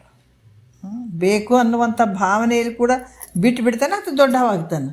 ಅದಕ್ಕೆ ಇಲ್ಲಿ ಕೂಡ ಹರಿಹರ ಅಂದರೆ ವಿಷ್ಣು, ಬ್ರಹ್ಮ, ವಿಷ್ಣು ಮಹೇಶ್ವರ ಇವರನ್ನು ಕುರಿತು ಏನಾದರೂ ಬೇಡ್ಕೊಳ್ಬೇಕಾದ್ರೆ ನಾವು ಬೇಡ್ಕೊಳ್ತೀವಿ. ಅದಕ್ಕೆ ಅವ್ರು ಹೇಳ್ತಾರೆ ನೀ ಮಾಡಿ ದೇವರಿಗೆ ಅಂಜೇನಿ ಕುಂತು ಕಾಮಾದಿಗಳಿಗಾಗಿ ಹರಕೆಯ ಹೊತ್ತು ಸುಮ್ಮನೆ ತಿರುಗಿದಿ 5 ಸುತ್ತು. ತಮ್ಮ ಹೋಗುವಿ ನಾಯಿ ನರಿಯಂತೆ ಸತ್ತು. ಕಲ್ಲು ದೇವರ ನಂಬಿನಿ ಕೆಡುವಿಯಲ್ಲೋ, ಬಲ್ಲಿದ ಗುರುವಿನ ನೀ ಪಡೆಯಲಿಲ್ಲೋ. ಕಲ್ಲು ದೇವರ ನಂಬಿ ನೀ ಕೆಡುವಿಯಲ್ಲೋ. ಬಲ್ಲಿದಂದ್ರೆ ಏನು? ಎಲ್ಲವನ್ನು ಬಲ್ಲಂಥ ಸದ್ಗುರುವಿನ ವಿಚಾರವನ್ನು ನೀ ಮಾಡಲಿಲ್ಲ, ಸದ್ಗುರುವಿನ ಹತ್ರ ಹೋಗಲಿಲ್ಲ, ಆತನ ವಿಚಾರಗಳನ್ನು ನೀ ಕೇಳಲಿಲ್ಲ ಅಂದಾಗ ಭಗವಂತ ಯಾವ ಕಾಲಕ್ಕೆ ನಿನಗೆ ಸಿಗ್ತಾನಪ್ಪ, ಯಾವ ಕಾಲಕ್ಕೆ ಆನಂದ ಆಗ್ತದೋ ನಿನಗೆ ಅಂತಾರೆ ಮಹಾತ್ಮರು. ಅದಕ್ಕೆ ಇವತ್ತು ನಾವು ಬೇಡೋದಕ್ಕಾಗಿ ದೇವ್ರು ದೊಡ್ಡವಾಗಿ ಕುಂತಾವೆ. ಬ್ರಹ್ಮ ವಿಷ್ಣು ಮಹೇಶ್ವರ ಅವೆಲ್ಲ ಭಾಳ ನೋಡ್ರಿ. ಯಾಕಂದರೆ ಇವರೆಲ್ಲರೂ ನಮಗೇನು ಯಾಕೆ ಆಗ್ಯಾರಪ್ಪ ಅಂತಂದ್ರೆ ಬೇಡೋದಕ್ಕೆ ಅವ್ರು ದೊಡ್ಡವರಾಗ್ಯಾರ. ಈತ ಬೇಡೋದಕ್ಕೆ ಈತ ಕನಿಷ್ಠ ಆಗಿಬಿಟ್ಟಾನೆ, ಸಣ್ಣವಾಗಿಬಿಟ್ಟಾನೆ. ಅದಕ್ಕೆ ಅವ್ರಿಗೂ ಸಹ ನಾವು ಯಾವಾಗ ಬೇಡೋದನ್ನು ಬಿಡ್ತೀವಿ ಅದರಷ್ಟು ದೊಡ್ಡ ಶಕ್ತಿ ಯಾವುದಿಲ್ಲ ಅಂತಾರೆ ಮಹಾತ್ಮರು. ಅದಕ್ಕೆ ಧರೆಗೆ ಯಾಚನೆಯಿಂದ ಲಘುತರ ಮುಂಟೆ ಅಂತ ಹೇಳಿದಾರೆ ಅವರು. ಈ ಭೂಮಿಗೆ ಬಂದ ಮೇಲೆ ಅದು ಕೊಡಪ್ಪ ಇದು ಕೊಡಪ್ಪ ಬರೀ ಬೇಕಂತೀವಿ ನೋಡ್ರಿ. ನಾವು ಎಲ್ಲಿ ಯಾವುದಕ್ಕೆ ಎಲ್ಲಿ ದೇವತೆಗಳಿಗೆ ಬ್ರಹ್ಮ ವಿಷ್ಣು ಮಹೇಶ್ವರ ಹಲವಾರು ದೇವತೆಗಳಿಗೆ ಕೊಡಪ್ಪ ಕೈನೇ ಹೊಡ್ಡಿರ್ತೀವಿ. ಅದು ನಮಗೆ ಗೊತ್ತೇ ಇಲ್ಲ, ನಾವು ಎಷ್ಟು ದೊಡ್ಡವ್ರು ಅನ್ನೋದು ನಮಗೂ ಗೊತ್ತಿಲ್ಲ. ಈಗ ದೇವರನ್ನ ಮೂರ್ತಿ ಮಾಡಿ ನಾವೇ ಗುಡಿಯಾಗ ಕುಂದಿರಿಸಿ ಅದಕ್ಕೆ ಪೂಜೆ ಗೀಜೆ ಮಾಡಿ ಅದಕ್ಕೆ ಪಲ್ಲಕ್ಕಿ ಒಳಗೆ ಒತ್ಕೊಂಡು ತಿರುಗಾಡಿ ಮತ್ತು ಗರ್ಭಗುಡಿಯಾಗ ಕುಂದಿರಿಸಿ ಮತ್ತೆಲ್ಲ ಮಾಡಿ ಮತ್ತೆ ಕೊಡಪ್ಪ ಅಂತ ಹೇಳ್ತೀವಿ ಅಂತಂದಾಗ ಎಷ್ಟು ಕನಿಷ್ಠ ಆಗ್ತೀವೋ ನೀನು. ಕೇಳಿ ಕೇಳಿ ಕೇಳಿ ಇಷ್ಟು ಜನ್ಮಕ್ಕೆ ಬಂದಿದ್ದೀನಿ, ಕೇಳೋದು ಬಿಡು, ಯಾಕೆ ಕೇಳ್ತಿದ್ದೆ? ಅದಕ್ಕೆ ಅವ್ರಿಗೆ ಹೇಳ್ತಾರ, ಏನು ಹೇಳ್ತಾರ, ನೀ ಬೇಡೋದೇನಾದ್ರೂ ಬಿಟ್ಟು ಅಂತಂದ್ರೆ ಆ ದೇವತೆಗಳು ಕೂಡ ನಿನ್ನ ಬೆನ್ನು ಹತ್ತಾರಂತವ್ರು ನೋಡ್ರಿ. ಯಾಕಂದ್ರೆ ಅಷ್ಟು ಶಕ್ತಿವಂತವನಾಗ್ತಿದ್ದೀನಿ ನೀನು ಬೇಡೋದು ಬಿಟ್ಟೆ ಅಂದ್ರೆ. ನಾವೇನಾರ ದೇವ್ರಿಗೆ ಹೋಗ್ಬೇಕು, ಅರ್ಕೆಗಳೇ ಭಾಳ ನಮ್ಮ ಲಿಸ್ಟ್ ಮಾಡಿರ್ತೀವಿ, ಇಷ್ಟು ಉದ್ದ ಲಿಸ್ಟ್ ಮಾಡಿ ಅಪ್ಪೋ ಇದಾಗಲಪ್ಪೋ ಇದಾಗಲಿ ಇವತ್ತು ಹಿಂಗೆ ಮಾಡಿದೆ ಅಂದ್ರೆ ಮುಂದಿನ ಸಲ ದೀಡ್ ನಮಸ್ಕಾರ ಆಗ್ತೀನಿ, ಮುಂದಿನ ಸಲ ಹಂಗೆ ಮಾಡ್ತೀನಿ ಹಿಂಗೆ ಮಾಡ್ತೀನಿ, ಇಟ್ಟಿಟ್ಟು ಉದ್ದ ಲಿಸ್ಟ್ಗಳು ನಮ್ಮ. ಅದಕ್ಕೆ ಮಹಾತ್ಮರು ಹೇಳ್ತಾರೆ, ರೇ ಏನು ಲಿಸ್ಟ್ ಮಾಡ್ತೀಯಪ್ಪ? ಅದಕ್ಕಿಂಥ ಮಾನವ ಜನ್ಮ ಬಂದದ, ಇಂಥ ಸದ್ಗುರುವಿನ ವಾಕ್ಯವನ್ನು ಕೇಳು, ನೀ ಎಷ್ಟು ದೊಡ್ಡವಿದೆ ಅಂತ ಗೊತ್ತಾಗ್ತದೆ ನಿನಗೆ. ಯಾಕಂದ್ರೆ ನೀವು ದೇವ್ರು ದೊಡ್ಡದಿರ್ಬೋದು, ಆದರೆ ನೀ ಎಷ್ಟು ದೊಡ್ಡವಂತ ನಿನಗೂ ಗೊತ್ತಾಗಬೇಕಲ್ಲ. ಅದಕ್ಕೆ ಇಲ್ಲಿ ಹೇಳ್ತಾರ, ನೀ ಯಾವಾಗ ಬೇಡದು ಬಿಟ್ಟು ಅಂತಂದಾಗ ಆ ದೇವತೆಗಳು ಕೂಡ ನಿನ್ನ ಬೆನ್ನತ್ತಾರ, ಬ್ರಹ್ಮ ವಿಷ್ಣು ಮಹೇಶ್ವರರೇ ಬೆನ್ನತ್ತಾರ ನಿನಗೆ. ಆ ಕಾರಣದ ಜಗತ್ತಿನಲ್ಲಿ ಬೇಡೋದನ್ನು ಬಿಟ್ರೆ ಯಾವುದಕ್ಕೂ ಬೇಡಬಾರ್ದು ಜಗತ್ತಿನೊಳಗೆ. ಯಾವಾಗ ಬೇಡೋದನ್ನು ಬಿಟ್ಟು ಅಂತಂದ್ರೆ ನೀ ಯಾವಾಗ ದೊಡ್ಡವನಾಗ್ತಿ ಅಂತಾರೆ ಮಹಾತ್ಮ. ಬೇಡದು ಯಾವಾಗ ಬಿಡ್ತಿದ್ದೆ ಯಾವಾಗ ದೊಡ್ಡವಾಗ್ತಿದ್ದಿ ನೀನು. ಅದಕ್ಕೆ ಜಗತ್ತಿನೊಳಗೆ ಪೂಜ್ಯತೆ ಬರುವಂಥದ್ದು ಯಾವುದರಿಂದ ಅಂದರೆ ಬೇಡೋದನ್ನು ಬಿಡೋದ್ರಿಂದ. ಬೇಡದೇ ಇರುವಂಥದ್ದೇ ದೊಡ್ಡ ಪೂಜ್ಯತೆ ಅಂತ ಮಹಾತ್ಮರು ಹೇಳ್ತಾರೆ. ಅಷ್ಟೊಂದು ಅದಕ್ಕೆ ಮಹಾತ್ಮರು ಹಿಂಗೆ ಮಾಡಿದ್ರು. ಅವ್ರಿಗೆ ಯಾಕೆ ಅಲ್ಲಿಂದ ಅಷ್ಟು ಶಕ್ತಿ ಬಂತಂದ್ರೆ ನಾವು ಕೈ ಒಡ್ಡಿ ನಾವು ಶಕ್ತಿ ಕಳ್ಕೊಂಡಿವಿ. ಅವ್ರ ಕೈ ಒಡ್ಡಲಿಲ್ಲ, ಅವ್ರು ಬಿಟ್ಬಿಟ್ರೆ ಅದನ್ನು ಬೇಡ ಏನು ಬೇಡ ಅಂತ ಬಿಟ್ಬಿಟ್ರೆ ಅವ್ರು ಶಕ್ತಿವಂತರಾದರು. ನಾವು ಬೇಡಿ ನಾವೇ ಶಕ್ತಿಯನ್ನು ಕಳ್ಕೊಂಡ್ಬಿಟ್ಟಿವಿ. ಅದಕ್ಕೆ ನಾವು ಯಾಕೆ ಭಾಳಷ್ಟು ಕನಿಷ್ಠ ಆಗಿದ್ದೀವಿ. ಈ ದೇವ್ರುಗಳು ನೋಡಿ ಪಾಪ ಅವಂತವೇ ಬಂದು ಪಾಪ ಅವು ಕೆಟ್ಟ ಶಕ್ತಿ ಅದ, ಅವಕ್ಕೆ ಗೊತ್ತೇ ಇಲ್ಲ ಬಂದು ನನಗೆ ಬಿಡ್ತಾವಂತಾವು. ನಾನು ಯಾಕೆ ಬೇಡಲಿ ಅಂತ ನಿಂದ್ರೆ ಬಾ ಸ್ವಲ್ಪ ನನ್ನ ಹತ್ರ ಬಾ ಅಂತ ಕರಿತಾವೆ. ಯಾಕಂದ್ರೆ ನಿನ್ನ ಬಳಿ ದೊಡ್ಡ ಶಕ್ತಿ ಅದ, ಸ್ವಲ್ಪ ಬಾ ನನ್ನ ಹತ್ರ ಬಾ ಅಂತ ಕರಿತಾವೆ.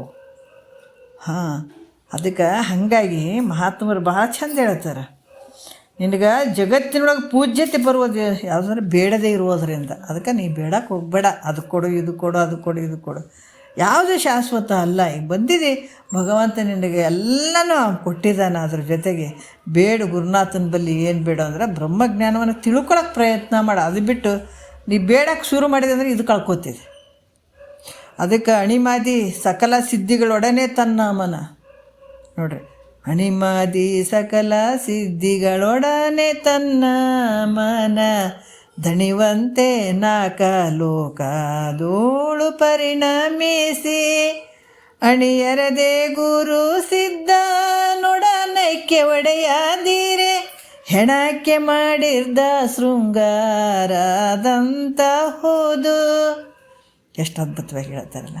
ಪ್ರತಿ ಭೋಗಾದಿ ವಸ್ತುಗಳನ್ನು ನಾವು ಯಾವಾಗ ಬಯಸಿ ಅದನ್ನು ಪಡ್ಕೊಳ್ಬೇಕಂತ ನಾವು ಇದು ಮಾಡ್ತೀವಿ, ಅದನ್ನು ಹಿಡ್ಕೊಂಡು ಅಣಿಮಾದಿ ಸಿದ್ಧಿಗಳ ಪರ್ಯಂತರ ಕೂಡ ಹೇಳ್ತಾರೆ ಅವರು. ಅದಕ್ಕೇನಾದರೂ ಬಯಸಿ ಅದನ್ನು ನೀವು ಪಡ್ಕೊಳಂತೆ ಆದ್ರೆ ಹೆಣಕ್ಕೆ ಮಾಡಿದ ಶೃಂಗಾರ ಇದ್ದಂಗೆ ಐತೆ ಅದು. ಅದೆಲ್ಲ ಕ್ಷಣಿಕವಾಗಿರುವಂಥ ತೊಗೊಂಡು ಏನು ಮಾಡ್ತೀವಿ ಅಂತಾರೆ ಮಹಾತ್ಮರು. ಅದಕ್ಕೆ ಬಿಟ್ಬಿಡು, ಅದ್ರ ಮೇಲೆ ಭಾವ ಹಾಕ್ಬೇಡ. ಅದ್ರ ಮೇಲೆ ನೀ ಭಾವ ಹಾಕಿದೆ ಅಂದ್ರೆ ಇಂಥ ಆನಂದವನ್ನು ಕಳ್ಕೊತಿದ್ದಿ, ಬ್ರಹ್ಮಾನಂದವನ್ನು ಕಳ್ಕೊಳ್ತಿದ್ದಿ, ಪರಮಾತ್ಮ ದೂರ ಆಗಿಬಿಡ್ತಾನೆ ನಿನ್ನಿಂದ. ಅದಕ್ಕೆ ಮಹಾತ್ಮರು ಕೂಡ ಪವಾಡಗಳಾಗಿರ್ಬೋದು, ಸಿದ್ಧಿಗಳಾಗಿರ್ಬೋದು, ಇವು ಯಾವುದು ಮಾಡಬಾರ್ದು, ಮಾಡಂಗಿಲ್ಲ ಅವರು. ಅವ್ರ ಕೈಯಾಗ ಇಲ್ಲೇನು, ಸಿದ್ಧಾರೂಢರಿಗೇನು ಇರಲಿಲ್ಲೇನು? ಬೇಕಾದಂಥ ಪವಾಡಗಳು ಮಾಡಬಹುದಾಗಿತ್ತು, ಬೇಕಾದಂಥ ಸಿದ್ಧಿಗಳನ್ನು ಬಳಸ್ಬೋದಾಗಿತ್ತು. ಅವ್ರ ಕಾಲು ಕೆಳಗೆ ಬೇಕಾದಷ್ಟು ಇದ್ದು. ಆದ್ರೆ ಅವ್ರು ಬಳಸ್ಕೊಂಡ್ರೇನು, ಬಳಸ್ಕೊಳಂಗಿಲ್ಲ, ಬಳಸ್ಕೊಳ್ಬಾರ್ದು, ಅದ್ರ ಕಡೆ ಗಮನ ಹಾಕಬಾರ್ದು. ಅದಕ್ಕೆ ಇಲ್ಲಿ ಕೂಡ ಹೇಳ್ತಾರೆ, ಯಾವಾಗ ನೀ ಬೇಡದೇ ಇರ್ತಿದ್ದಿ ಆವಾಗ ನಿನಗೆ ಅಂಥ ಒಂದು ಪೂಜ್ಯತೆ ಇರ್ತದಪ್ಪ ಅಂತ ಹೇಳ್ತಾರೆ. ಪರತರ ಸುಖವಾವುದು, ಪರತರ ನೋಡ್ರಿ, ಪರ ಸುಖ ಪರತರ, ಇಹ ಸುಖ ಪರಸುಖ, ಪರಸುಖ ಪರತರ ಸುಖ. ಹೀಯದಲ್ಲಿ ಸುಖವನ್ನು ನಾವು ಭೋಗಾದಿ ವಸ್ತುಗಳನ್ನು ಪಡ್ಕೊಳ್ಳುವಂಥದ್ದು, ನಮಗೇನು ಬೇಕು ಅದನ್ನೆಲ್ಲವನ್ನು ಪಡ್ಕೊಳ್ಳುವಂಥದ್ದು ಇಹ ಆನಂದ. ಇದು ಪರ ಆನಂದ. ನಾವಿಲ್ಲಿ ಏನು ಪುಣ್ಯದ ಕೆಲಸಗಳನ್ನು ಮಾಡಿರ್ತೀವಿ, ಯಜ್ಞ ಯಾಗಾದಿಗಳನ್ನು, ಜಪ ತಪಗಳನ್ನು, ಹೋಮ ಹವನಗಳನ್ನು, ಇವೆಲ್ಲ ನಾವು ಮಾಡಿರ್ತೀವಲ್ಲ, ಅದ್ರ ಫಲ ಪರ ಆನಂದ. ಅಂದರೆ ಮುಂದೆ ಸ್ವರ್ಗಾದಿ ಭೋಗಗಳನ್ನು ಅನುಭವಿಸುವಂಥ ಆನಂದ ಇರ್ತದೆ. ಅವೆಲ್ಲ ಶಾಶ್ವತ ಏನಂದರೆ ಇಹದಲ್ಲೂ ಶಾಶ್ವತ ಅಲ್ಲ. ಬೇಕಾದಷ್ಟು ನೋಡ್ರಿ, ಇವತ್ತು ಏನೇ ಗಳಿಸಿದ್ರು ಕೂಡ ಎಲ್ಲ ವ್ಯರ್ಥ ಅಲ್ಲ. ಕೋಟಿ ಕೋಟಿ ಗಳಿಸಿದ್ರು ಇವತ್ತು ನೆಮ್ಮದಿ ಎಲ್ಲ ಸತ್ಕೊಂಡು ಹೋಗಕತ್ತಾರೆ. ಯಾರು ನೆಮ್ಮದಿ ನೋಡ್ರಪ್ಪ, ಏಟು ಗಳಿಸಿದ್ರಿ ಏನ್ರಿ? ಮನಸ್ಸು ಅಳ್ತಿತ್ತಂದ್ರೆ ಯಾವ ಗಳಿಕೆ ತೊಗೊಂಡು ಏನು ಮಾಡೋದು ಹೇಳ್ರಿ? ಮೂಲ ಇರುವಂಥದ್ದು ಆ ಸುಖವನ್ನು ಅನುಭವಿಸುವಂಥದ್ದು, ದುಃಖವನ್ನು ಮನಸ್ಸೇ ಅದರಲ್ಲಿ ಬಯಸುವಂಥದ್ದು ಮನಸ್ಸೇ, ಕಷ್ಟಕ್ಕೆ ಗುರಿ ಮಾಡುವಂಥದ್ದು ಇದೇ ಮನಸ್ಸೇ. ಕೋಟಿಗತ್ತೆ ಕೋಟಿ ಗಳಿಸ್ತೀವಂತ ಗಳಿಸಿ ಗಳಿಸಿ ಗಳಿಸಿ ಮೂಲ ಇರುವಂಥ ಮನಸ್ಸನ್ನು ಹಾಳು ಮಾಡ್ಕೊಂಡು ನೆಮ್ಮದಿ ಇರಲಾರ ದಿಕ್ಕಗೆಟ್ಟು ಸತ್ಕೊಂಡು ಹೋಗ್ತಾ ಇದ್ದಾರೆ ಮಂದಿ. ನಾವು ಮೂಲ ನೆಮ್ಮದಿ, ಆನಂದ, ಸುಖ ಎಲ್ಲಿದೆ ಅಂತ ಮೊದಲು ಗೊತ್ತು ಮಾಡ್ಕೋಬೇಕು. ಅಂಥ ಆನಂದವಾಗಿ ನಾವು ಇರಬೇಕಾಗಿತ್ತು ಅಂತಂದಾಗ ಗುರು ವಾಕ್ಯಕ್ಕೆ ಬರಬೇಕು. ನಾವು ಇಲ್ಲೇ ಇರುವಂಥದ್ದು ಆನಂದದ ಹಿಡಿತ, ನೆಮ್ಮದಿ ಜೀವನದ ಹಿಡಿತ. ಅದಕ್ಕೆ ಇಲ್ಲಿ ಕೂಡ ಹೇಳ್ತಾರೆ, ಪರಲೋಕದ ಆನಂದ, ಇಹಲೋಕದ ಆನಂದ ಬೇಕಾದಷ್ಟು ಇದ್ದರೂ ಕೂಡ ಇದು ಶಾಶ್ವತ ಏನು ಅಂದರೆ ಅಲ್ಲ. ನೀ ಏನು ಹಿಂದೆ ಮಾಡಿದಷ್ಟು ಪುಣ್ಯ ಅದನ್ನು ಮಾತ್ರ ಇಲ್ಲಿ ಸುಖ ಕೊಟ್ಟಂಗೆ ಆಗ್ತದೆ. ಆದರೆ ಇದನ್ನು ಬಿಟ್ಟು ಮತ್ತೆ ಹೋಗಬೇಕು, ಭೂಮಿ ಬಿಟ್ಟು ಹೋಗಬೇಕಾಗ್ತದೆ, ಶರೀರ ಕಳಚಿ ಹೋಗಬೇಕಾಗ್ತದೆ. ಮತ್ತು ಪರಲೋಕದಲ್ಲಿ ಕೂಡ ನಾವೇನು ಪುಣ್ಯ ಮಾಡಿರ್ತೀವಿ ಅದರ ಪ್ರಕಾರ ಜಪ ತಪ ಇಂಥವೇನೇನು ಪುಣ್ಯದ ಕೆಲಸಗಳನ್ನು ಮಾಡಿರ್ತೀವಲ್ಲ, ಅಲ್ಲಿ ಪುಣ್ಯ ಮಾಡಿದಂಥವ್ರಿಗೆ ಖುಷಿಯಾಗಿ ಕರ್ಕೊಂಡು ಬಾರಪ್ಪ ಬಾ, ಭಾಳ ಪುಣ್ಯ ಮಾಡಿದ್ದು ಬಾ ಅಂತೇಳಿ ಅಲ್ಲೊಂದು ಶರೀರ ಕೊಡ್ತಾರೆ. ಚಂದ ಶರೀರ ತೊಗೊಂಡು ನೀನು ಚಂದ ಕಾಲ ಮೇಲೆ ಕಾಲು ಹಾಕ್ಕೊಂಡು ಅಲ್ಲಿ ಪರಲೋಕ ಅಂದ್ರೆ ಮುಂದೆ ಅಲ್ಲಿ ದೇವತೆಗಳ ಜೊತೆ ಅಲ್ಲೆಲ್ಲ ಇರ್ತಾರೆ. ಭಾಳಷ್ಟು ನಂದನವನ ವಿಹಾರ ಮಾಡುವಂಥವ್ರು, ಸುರಸುಂದರಿಯರು ಎಲ್ಲರೂ ಇರ್ತಾರೆ. ಅವ್ರ ಮಧ್ಯೆ ಕಾಲ ಮೇಲೆ ಕಾಲು ಹಾಕ್ಕೊಂಡು ಮಾತಾಡ್ಕೊಂತ ಎಷ್ಟು ಚಂದ ಬಂದೀನಿ ಅಂತ ಅಂದು ಸುಖ ಪಡ್ಬೋದಲ್ಲಿ. ಎಷ್ಟು ಪುಣ್ಯ ಮಾಡಿರ್ತೀವಿ ಅಲ್ಲಿ ಭಾಳ ಚಂದ ಆನಂದ, ಬರೀ ಆನಂದ, ಏನು ಕಷ್ಟ ಇಲ್ಲ, ಸುಖ ಯಾವುದೇ ದುಃಖ ಇಲ್ಲ, ಏನಿಲ್ಲ, ಭಾಳಷ್ಟು ಆನಂದವಾಗಿ ಇರ್ಬೋದು. ಆದ್ರೆ ಆನಂದವಾಗಿ ಅಷ್ಟೇ ಇರ್ತೀನಂದ್ರೆ ಅದನ್ನು ಕೂಡ ಶಾಶ್ವತ ಇಲ್ಲ. ಅದು ಯಾವಾಗ ಮುಗಿತದನಪ್ಪ ನನ್ನ ಟೈಮು, ಯಾವಾಗ ನಿನ್ನ ಟೈಮ್ ಮುಗೀತು ಅಂತಂದ್ರೆ ನಿನ್ನ ಜೊತೆ ಚಂದ ಮಾತಾಡ್ತಿರ್ತಾರಲ್ಲ, ಅಲ್ಲಿ ಎಲ್ಲ ಏನು ಪರಲೋಕದಾಗಿದ್ದವ್ರು ಸ್ವರ್ಗಾದಿ ಭೋಗಗಳನ್ನ ಅನುಭವಿಸ್ಬೇಕಾದಾಗ ನಿನ್ನ ಜೊತೆ ಇರ್ತಾರಲ್ಲ, ದೇವಾನು ದೇವತೆಗಳು ಎಲ್ಲರೂ ಇರ್ತಾರಲ್ಲ, ನಿಂದು ಯಾವಾಗ ಮುಗೀತು ಅಂದಗಳೇ ಮತ್ತೆ ನಿನ್ಗೆ ಯಾರೂ ಒಳ್ಳೆ ನೋಡಂಗಿಲ್ಲ ಅಲ್ಲಿ, ಮತ್ತೆ ನಿನ್ನ ಒದ್ದು ಹಾಕ್ತಾರೆ ಹೊರಗೆ, ಯಾರು ಕೇರೇ ಮಾಡಂಗಿಲ್ಲ. ನೀವು ಇಷ್ಟು ದಿವಸ ಪುಣ್ಯ ಇದ್ದ ಕಾಲಕ್ಕೆ ಅಲ್ಲೆಲ್ಲ ನಿನಗೆ ಚಂದ ಇಟ್ಕೊಂಡಿದ್ರು, ಯಾವಾಗ ಮುಗೀತು ಅಂದಗಳೇ ಅವರು ಸಿಟ್ಟಿಗೆರಿ ಇದನ್ನ ಯಾರು ಕೇಳ್ತಾರೆ, ಮುಗೀತಿದ್ರು ಪುಣ್ಯ ಅಂತ ಹೇಳ್ಬಿಟ್ಟು ಮತ್ತೆ ನೀನು ತಿರ್ಗೋ ಹೋಗ್ಬಿಡ್ತಾರೆ. ಅದು ಶಾಶ್ವತ ಅಲ್ಲ ಆನಂದ. ಆಮೇಲೆ ಪರತರ ಆನಂದ ಐತಲ್ಲ, ಇದು ಭಾಳ ಶ್ರೇಷ್ಠವಾಗಿರುವಂಥದ್ದು.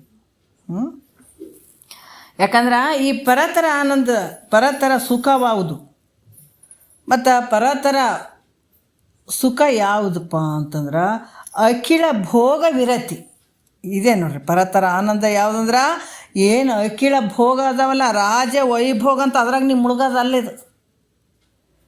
ನಮಗೇನು ಬರಬಾರ್ದು ಬಂತಂದ್ರೆ ಪೂರ್ತಿ ಅದ್ರಾಗ ಮುಳುಗಿಬಿಡ್ತೀವಿ. ಅವ್ರದ್ದೇನು ಅವ್ರದ್ದೇನು ನೋಡ್ರಿ. ನಾವು ದೊಡ್ಡ ಮಹಾರಾಜರೇನಲ್ಲ, ಸ್ವಲ್ಪ ನಮ್ಮ ಮನೆಗೆ ಒಂದು ಚೂರು ಜಾಸ್ತಿ ಏನಾದರೂ ಬಂತಪ್ಪ, ನಮಗೇನು ಕಡಿಮೆ ಅನ್ನಂಗೆ ಅಹಂಕಾರ ಎಷ್ಟು ಬಂದುಬಿಡ್ತದೆ ಮನುಷ್ಯನಿಗೆ ಅಲ್ಲ. ಮತ್ತಿನ್ನು ರಾಜ್ಯ ವೈಭೋಗದಿಂದ ಮೆರೆಯುವಂಥವ್ರಿಗೆ ಎಷ್ಟಿರ್ಬೋದು. ಎಲ್ಲ ಈ ಜಗತ್ತೇ ಕೈಯಾಗಿರ್ತದಲ್ಲ.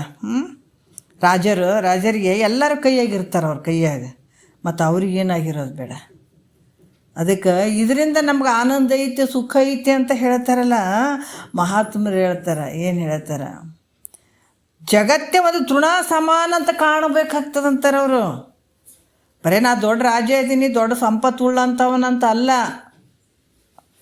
ಆ ರೀತಿ ಭಾವ ಇರದೆ ಈ ಅಖಿಲ ಭೋಗ ಏನು ಅದಾವ, ನೀ ಬೇಕಾದಷ್ಟು ವೈಭೋಗ ಇರಲಿ, ಅವೆಲ್ಲವುಗಳ ಒಂದು ವಿರತಿ ಭಾವ ಏನಿರ್ತದ ಅದು ಪರತರ ಸುಖ ನೋಡು. ಅದು ದೊಡ್ಡ ಸುಖ ಅಂತ ಹೇಳ್ತಾರೆ. ಅಂದಾಗ ಏನಾಯ್ತು ಇಲ್ಲಿ, ಎಲ್ಲ ಮಾಡಿದಾಗ ಸುಖ ಅಂತ ನಾವಂತೀವಿ. ಮಹಾತ್ಮರು ಹೇಳ್ತಾರೆ ಎಲ್ಲವೂ ಬಿಸಾಕ ಕಡೆ ಅಂತಾರೆ. ಇಡೀ ಜಗತ್ತಿನಲ್ಲಿರುವಂತಹ ಏನು ಸಂಪತ್ತೇನು ಐತೆಲ್ಲ ಅವೆಲ್ಲ ತೃಣ ಸಮಾನ. ಜಗತ್ತಿನ ಇಹದಲ್ಲಿರುವಂಥ ಭೋಗ, ಪರಲೋಕದಲ್ಲಿರುವಂತಹ ಭೋಗ ಇವೇನದ ಅವೆಲ್ಲ ಒಂದು ತೃಣ ಸಮಾನ ಅಂತ ತಿಳ್ಕೊಳ್ಬೇಕಾಗ್ತದ. ಅದಕ್ಕೆ ಅಖಿಲ ಭೋಗ ವಿರತಿ, ಯಾವತ್ತು ಭೋಗಗಳಲ್ಲಿ ಇರ್ತಕ್ಕಂಥ ವೈರಾಗ್ಯ ಬುದ್ಧಿ ಇರ್ತದಲ್ಲ. ಮತ್ತು ನಾವು ಬಿಟ್ಟು ಹೋಗ್ಬೇಕೇನ್ರಿ. ಹೆಣ್ಣು ಹೊನ್ನು ಮಣ್ಣು ಇವೇ ಜಗತ್ತಿನೊಳಗೆ ತುಂಬಿಕೊಂಡಿರುವಂಥದ್ದು. ಇದಕ್ಕೆ ಯಾಕೆ ನಾವು ಇಷ್ಟು ಬಡ್ದಾಡಕತ್ತೀವಿ? ಹಿಂದೆ ದೇವತೆಗಳು ರಾಕ್ಷಸರು ಇದಕ್ಕೆ ಬಡ್ದಾಡ್ಸತ್ತಾವ. ಅವಕ್ಕೆ ಇದಕ್ಕೆ ಬಡ್ದಾಡಿ ಎಲ್ಲ ಹಾಳಾಗಿ ಹೋಗ್ಯಾವ. ಅವಾಗಿಂದ ಹಿಡಿದು ಈಗಿಂತನೂ ಈ ಮನುಷ್ಯರೇನು ಬಂದಿದ್ದಾರ, ಇವರೇನು ಮನುಷ್ಯನ ಶರೀರ ತೊಟ್ಕೊಂಡು ಬಂದಿದ್ದಾರೆ. ಈ ಜಗತ್ತಿನೊಳಗೆ ತುಂಬಿರುವಂಥದ್ದು ಹೆಣ್ಣಿನ ಆಸೆ, ಮಣ್ಣಿನ ಆಸೆ, ಹೊನ್ನಿನ ಆಸೆ, ಇವು ಮೂರು ತುಂಬಿದಾವೆ. ಅದಕ್ಕೆ ಇವೆಲ್ಲ ಬಿಟ್ಟು ಹೋಗ್ಬೇಕೇನ್ರಿ ಅಂದ್ರೆ ಭಾಳಷ್ಟು ಜನ ಈಗ ಹೆಣ್ಣು ಹೊನ್ನು ಮಣ್ಣು ಇವನ್ನೆಲ್ಲ ಬಿಟ್ಟು ದೂರ ಕೂತ್ಕೊಳ್ಬೇಕ್ರಿ, ಯಾವ ನನ್ನ ಹತ್ರ ಬರಬಾರ್ದ್ರಿ ಅಂತ. ಹಂಗಲ್ಲ ಅದು. ಹೆಂಗಂದ್ರೆ ನೀನು ಎಲ್ಲ ಇರು, ಅದ್ರ ಮೂರು ಹೆಣ್ಣು ಹೊನ್ನು ಮಣ್ಣಿನ ಜೊತೆನೇ ಇರು. ಆದ್ರೆ ನಿನ್ನ ಬುದ್ಧಿಯಲ್ಲಿ ವೈರಾಗ್ಯ ಭಾವ ಇರಬೇಕು. ಅಲ್ಲೇ ಇರು, ಏನು ಮಾಡಂಗಿಲ್ಲದು. ಹೆಣ್ಣು ಹೊನ್ನು ಮಣ್ಣು ಅದ್ರ ಬಗ್ಗೆ. ಅದಕ್ಕೆ ಹೆಣ್ಣು ಮಾಯೆ ಎಂಬುವರು ಹೆಣ್ಣು ಮಾಯೆ ಅಲ್ಲ, ಹೊನ್ನು ಮಾಯೆ ಎಂಬರು ಹೊನ್ನು ಮಾಯೆ ಅಲ್ಲ, ಮಣ್ಣು ಮಾಯೆ ಎಂಬರು ಮಣ್ಣು ಮಾಯೆ ಅಲ್ಲ. ಎಷ್ಟು ಚಂದ ಹೇಳ್ತಾರೆ ನೋಡ್ರಿ. ನಿನ್ನ ಮನದ ಮುಂದಣ ಆಸೆಯೇ ಮಾಯೆ ಕಣಗುಹೇಶ್ವರ ಅಂತಾರೆ. ಯಾವುದು ಮಾಯಲ್ಲ, ಇದು ಮಧ್ಯೆ ಇರು. ಆದ್ರೆ ಅದು ಯಾವುದು ನಂದಲ್ಲ, ಇದನ್ನು ತೊಗೊಂಡು ನಾನೇನು ಮಾಡಲಿ. ಯಾವಾಗ ನಿನ್ನ ಬುದ್ಧಿಯಲ್ಲಿ ವೈರಾಗ್ಯ ಭಾವ ಬರ್ತದ ಅದು ನಿಜವಾದ ಶ್ರೇಷ್ಠವಾದಂಥ ಸುಖ ಅಂತ ಹೇಳ್ತಾರೆ ಮಹಾತ್ಮರು. ಸುಖ ಅಂದರೆ ಏನು ಕೋಟಿಗಟ್ಟೆ ರೊಕ್ಕ ಇರ್ಬೇಕು ಸುಖ ಅಂದ್ರೆ ಅವರು ಯಾವುದಕ್ಕೂ ಸುಖ ಅಂದರು. ಅದಕ್ಕೆ ಇಲ್ಲಿ ಕೂಡ ಭಾಳಷ್ಟು ಹೇಳ್ತಾರೆ. ನಾವು ಕೆಲವೊಂದು ನಿದ್ರೆಗಳ ಒಂದು ದೃಷ್ಟಾಂತ ಕೂಡ ಹೇಳ್ತಾರೆ. ನಿದ್ರೆ ಒಳಗೆ ಆನಂದವಾಗಿ ಇರ್ತೀವಿಲ್ಲ, ಏನೈತಿ ಹೇಳಲ್ಲಿ? ಏನಿಲ್ಲ. ನಿನ್ನ ಶರೀರನೇ ನಿನಗಿಲ್ಲ ಅಂದಾಗ ನೀನು ಆನಂದವಾಗಿ ಇರ್ತೀಯಲ್ಲಪ್ಪ. ಹಂಗೆ ನಿನ್ನ ಭಾವ ಬಯಲಾಗಬೇಕು. ಪಟ್ಟ ಬೈಲ್ ಅಂತಾರಲ್ಲ, ಏನೊಂದು ಇಲ್ಲ ನೋಡ್ರಿ ಅಲ್ಲಿ. ಅದು ಶ್ರೇಷ್ಠ ಒಂದು ಪರತರ ಸುಖ ಅದು. ಅದಕ್ಕೆ ಮನುಷ್ಯನಿಗೆ ಹೆಚ್ಚಾಗಿ ಭೋಗಗಳು ಪ್ರಾಪ್ತಿಯಾಗಿದ್ರು ಕೂಡ ಎದ್ರ ಭಯ ಇರ್ತದ? ರೋಗದ ಭಯ ಇರ್ತದೆ. ಹೌದಲ್ಲ? ಭಾಳಷ್ಟು ಹೇಳ್ತಾರೆ. ಯಾಕಂದ್ರೆ ಈ ದುಡ್ಡು ಜಾಸ್ತಿ ಆದರೂ ಕೂಡ ಕಳ್ಳರ ಕಾಕರ ಭಯ ಇರ್ತದ, ಅಗ್ನಿ ಭಯ ಇರ್ತದ. ಇವೆಲ್ಲ ಭಯ ಇದ್ದೇ ಇರ್ತದೆ, ಒಂದಲ್ಲೂ ಒಂದು ಭಯ ಇದ್ದೇ ಇರ್ತದೆ. ಮುಪ್ಪಿನ ಭಾಳಷ್ಟು ರೂಪವಂತರಾದರೂ ಕೂಡ ಮುಪ್ಪಿನ ಭಯ ಇರ್ತದೆ. ಶಾಸ್ತ್ರ ಬಲ್ಲವರು ಆಗಿದಾರಂದ್ರೂ ಕೂಡ ಎಲ್ಲ ತಿಳ್ಕೊಂಡಿದ್ದೀನಿ ಅಂತಂದ್ರೆ ಕೂಡ ನೋಡ್ರಿ ಅದು ಹೆಂಗಾಗ್ತಂದ್ರೆ ಯಾರಾದ್ರೂ ನಾನು ಸೋಲಿಸಿ ಬಿಡ್ತಾರ ಅನ್ನುವಂಥದ್ದು ಭಯ ಇರ್ತದೆ. ಇವೆಲ್ಲ ಭಯಗಳದಾಗ ಬದುಕ್ತಾ ಇರ್ತಾನೆ ನಮ್ಮ ಮನುಷ್ಯ. ಅದಕ್ಕೆ ಇಲ್ಲಿ ಕೂಡ ಈ ಗುಣವಂತನಾದರೂ ಕೂಡ ಅಲ್ಲಿ ಕೂಡ ಆತಗೆ ದುಷ್ಟ ಭಯ ಇರ್ತದೆ. ಒಳ್ಳೆಯ ಗುಣ ಇರ್ತದೆ, ಚಲೋ ಸದ್ಗುಣಗಳು ಇರ್ತಾವೆ. ಆದರೆ ಗುಣವಂತನಾದರೂ ಕೂಡ ಯಾರಿಗೂ ತಾಪವನ್ನು ಉಂಟು ಮಾಡೋದಿಲ್ಲ. ಅಂದಮೇಲೆ ಅವರಿಗೆ ದುಷ್ಟ್ರ ಭಯ ಹೆಂಗಿರ್ತದ್ರಿ ಅಂತ ಪ್ರಶ್ನೆ ಮಾಡಿದ್ರು ಕೂಡ ಭಾಳಷ್ಟು ಒಳ್ಳೆ ಗುಣದಿಂದ ಇರ್ತಾನೆ, ಆದರೆ ದುಷ್ಟರು ಭಾಳ ಕಾಟ ಕೊಡ್ತಿರ್ತಾರೆ ಅವ್ರಿಗೆ. ಅದಕ್ಕೆ ಗುಣವಂತನಾದರೂ ಕೂಡ ಯಾರಿಗೂ ಕಷ್ಟವನ್ನು ಕೊಡದೇ ಇದ್ದರೂ ಕೂಡ ದುಷ್ಟರು ವಿನಾಕಾರಣತನನ್ನು ಕಾಡ್ತಾ ಇರ್ತಾರಪ್ಪ. ಹೆಂಗಂದ್ರೆ ಈ ಚಿಗರೆಗಳು ಯಾರಿಗಾರ ದುಃಖ ಕೊಡ್ತಾವೇನೋ ಅಂದ್ರೆ ಕೊಡೋಂಗಿಲ್ಲ. ಆದರೂ ಕೂಡ ಅಡವಿಯಲ್ಲಿ ಪಾಪ ಏನು ಹುಲ್ಲು ಕಡ್ಡಿಗಳನ್ನು ತಿಂದು ಬೆಳೆದು ಜೀವನ ಮಾಡ್ತಿರ್ತಾವೆ, ಆದರೂ ಕೂಡ ಅವನ್ನ ಹಿಡಿದು ಕೊಲ್ತಾರೆ ಜನ. ಮೀನುಗಳು ನೀರಿನಲ್ಲಿ ಅದಾವ, ಅದನ್ನು ಹೊಡೆದಾಕ್ತಾರೆ. ಅವು ಜನರಿಗೆ ಉಪಕಾರಿ ಆದರೂ ಕೂಡ ಇವರೆಲ್ಲ ಹಿಡಿದು ಕೊಲ್ಲುತ್ತಾರಲ್ಲ. ಹಾಗೆ ನಿರಪರಾಧಿಯಾದಂಥ ಸಜ್ಜನರಿಗೂ ಕೂಡ ದುಷ್ಟರು ಕಾಡ್ತಾ ಇರ್ತಾರೆ. ಅದರಿಂದ ಸಜ್ಜನರಿಗೆ ದುಷ್ಟರ ಭಯ ಇರ್ತದೆ ಅಂತ ಕೂಡ ಹೇಳ್ತಾರೆ ಅವರು.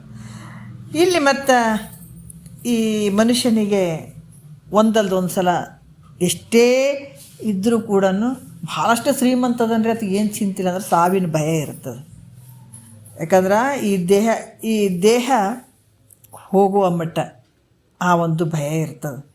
ಈ ರೀತಿಯಿಂದ ಇವೆಲ್ಲವೂ ಶರೀರ ಹಿಡ್ಕೊಂಡು ಈ ಶರೀರ ಕೂಡ ನಾನಲ್ಲ ಅನ್ನುವಂಥ ಭಾವದಲ್ಲಿ ಇವೆಲ್ಲ ಬಿಟ್ಕೊಂಡಿದ್ದೇ ಆದರೆ ನಿನ್ನ ನಿರ್ಭಯವಾಗಿರುವಂಥದ್ದು ಅದೇ ನಿಜವಾದ ಸುಖ. ಇದು ಯಾವುದು ನಿನಗಿಲ್ಲ ಅಂದಾಗ ನಾವು ನಿದ್ರಾ ದೃಷ್ಟಾಂತವನ್ನು ತೊಗೊಳ್ಬೇಕಾಗ್ತದೆ. ನಿದ್ರೆ ಒಳಗೆ ಈ ಶರೀರ ಇಲ್ಲ, ಮನೆ ಇಲ್ಲ, ಮಕ್ಕಳಿಲ್ಲ, ಯಾರಿಲ್ಲ, ಆದರೂ ಕೂಡ ಆನಂದ ಐತಲ್ಲಿ. ನೀನು ಇರ್ತಿದ್ದಿ, ಆನಂದವನ್ನು ಅನುಭವಿಸ್ತಿದ್ದಿ. ಅದೇ ರೀತಿ ಕೂಡ ಈ ಜಗತ್ತಿನೊಳಗೆ ಜಾಗ್ರದಲ್ಲಿ, ಸ್ವಪ್ನದಲ್ಲಿ, ಸುಸುಪ್ತಿಯಲ್ಲಿ ಇವೆಲ್ಲ ತೋರ್ತಾವಲ್ಲ, ಇವೆಲ್ಲ ಮಿಥ್ಯೆ ಆಗಿದಾವೆ. ಅದಕ್ಕೆ ಈ ಬುದ್ಧಿಯಲ್ಲಿ ವೈರಾಗ್ಯ ಭಾವ ಬರುವಂಥದ್ದು ಇವ್ಯಾವ ಸತ್ಯ ಅಲ್ಲ. ಈ ರೀತಿಯಾಗಿ ಇಲ್ಲಿ ವಿರತಿಯಿಂದ ಇತರ ಸಂಪದ ಸುಖ ಮುಂಟೆ ಅಂತ ಹೇಳಿಬಿಟ್ಟಿದ್ದಾರೆ ಮಹಾತ್ಮರು. ಯಾಕಂದ್ರೆ ಈ ವೈರಾಗ್ಯ ಅನ್ನುವಂಥದ್ದು ಬಹಳಷ್ಟು ಮುಖ್ಯವಾಗಿರುವಂಥದ್ದು. ಇದಕ್ಕಿಂತ ದೊಡ್ಡ ಸಂಪತ್ತು ಯಾವುದಿಲ್ಲ ಅಂತಾರೆ ನೋಡ್ರಿ. ಅದಕ್ಕೆ ಇದು ಭಾವದಲ್ಲೇ ಬಿಟ್ಕೊಳ್ಬೇಕಾದಂಥದ್ದು. ಇದು ನಿಜವಾದ ವೈರಾಗ್ಯ ಇದು. ಮತ್ತು ಇದನ್ನ ಇಟ್ಕೊಂಡು ಟೈಮ್ ಆಗ್ಯದ, ಇದನ್ನೇ ಇಟ್ಕೊಂಡು ನಾಳೆ ಮಾತಾಡೋಣ.